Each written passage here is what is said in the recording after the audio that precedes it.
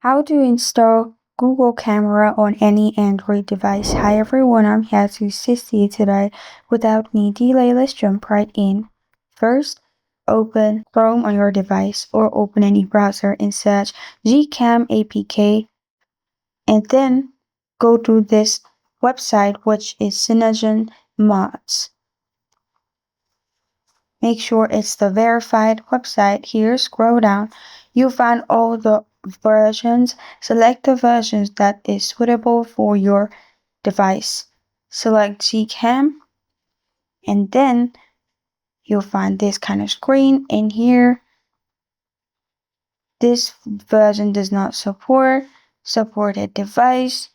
You can check from here as well which mode is suitable for you. And then after you do this, press on GCam for Android, and then it will start installing. After it start installing, make sure you turn on installer, and after you do that, everything will be downloaded.